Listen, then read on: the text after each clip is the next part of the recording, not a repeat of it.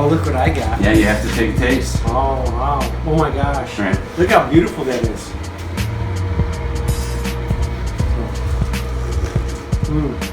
And it tastes good. It tastes good too.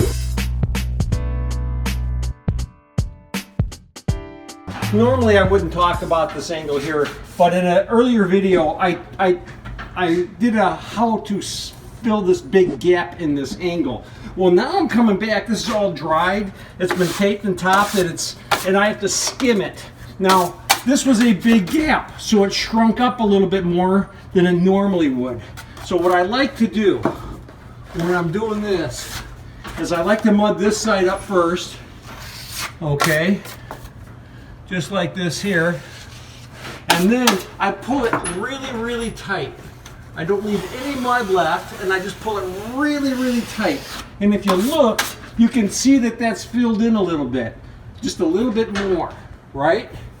So, and what I'm gonna do now, because this was a big gap and I know this was like that, I'm going to leave it just like that. If I try to coat this right now, I'm just gonna gouge into that where it left more mud in the angle. So I'm gonna leave that alone, and I'm gonna skim everything else here. And the last thing I'm gonna do is I'm gonna come back and I'm gonna coat this angle. So come back in just a few minutes. This will be set up enough, dry enough, and we'll coat the other side of the angle. But you don't wanna do it right away. Let it dry a little bit. Okay, this is a little heat gun. It's set at 670 degrees. I'm gonna turn it up to probably 700 degrees or so. Again, like I said, I did this angle right here. I need it to dry up a little bit better than it is. So I'm gonna use this heat gun and dry it up just so I don't gouge into it. Because when I go to coat this in, I will gouge into it. That was a big gap, remember? And look at how full it is right now, that gap.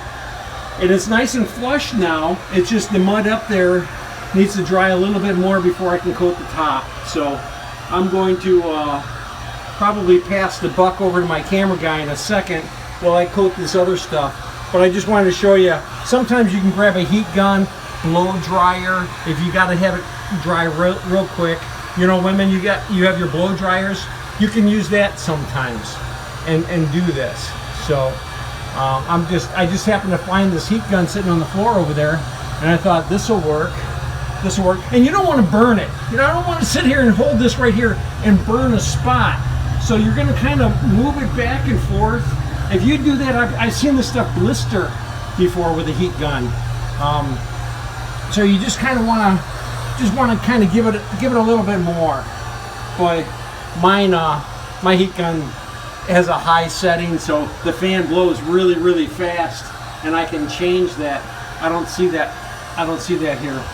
I can't do that here, so this is going to take a while. This might not be the greatest thing to do, but I still got to dry this out so I can skim this side. We're over an hour away from my house. I don't want to have to come back because I can't skim this, and I'm going to gouge the heck out of this wall here. So you notice I said heck too. I have learned in my experience to be able to say everything I need to say and the quality that I need to say it with the emphasis that I need to say it without swearing. What's that all about? All right, so you want to watch me do this angle now? It's not quite dry, so I do really have to be careful. I got to try to keep out of the angle. Do not do this at home, folks. This is for professionals only. No, Jesus, Nina. Do this at home. Give it your best shot. Won't you give it your best shot? Is there a song like that? Oh, it's hit me with your best shot. That's it. Hit me with your best shot. Okay. So I'm just trying to get right into close to the angle without gouging into the other angle. Actually doing a pretty good job at it.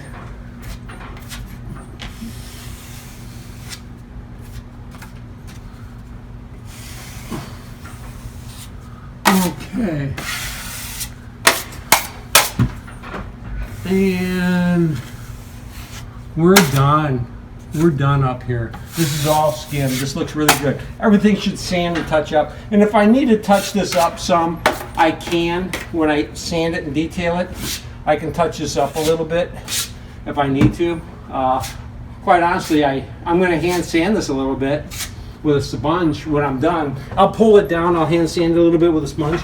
This is going to look really good. It really will. Now watch, they texture it. You guys have a good day. All right, I've been here working on these walls. If you remember, this was the heavy foam. Hey, there's a guy who made a comment and said, we put the heavy foam for the cold on the studs. Yeah, so the cold transfer can't come through the studs. That's exactly why the foam is here. Exactly. So, but we're at this coffee shop and we're gonna go see the owners up front. So come on, let's go see the owners up front. I've been working in the back here at their store. They're going to introduce themselves. They've got a coffee shop. They don't just do coffee, they do a lot here. They roast their coffee, they do an awful lot here. They make excellent coffee.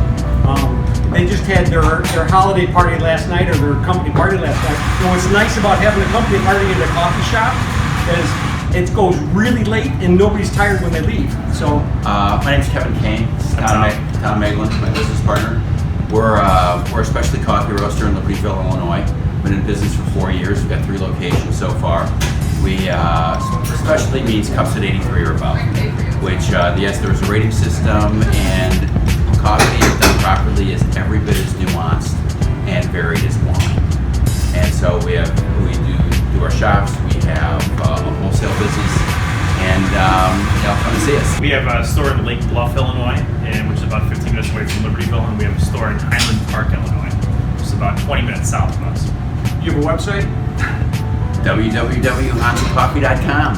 So follow us on Facebook. Oh, they got a Facebook channel too. Yeah. So look them up, guys. Tell them the Drywall Doctor sent you. You have a good day. Hey, if you really like this video, subscribe. And if you really, really like this video, share it with somebody else. You have a great day.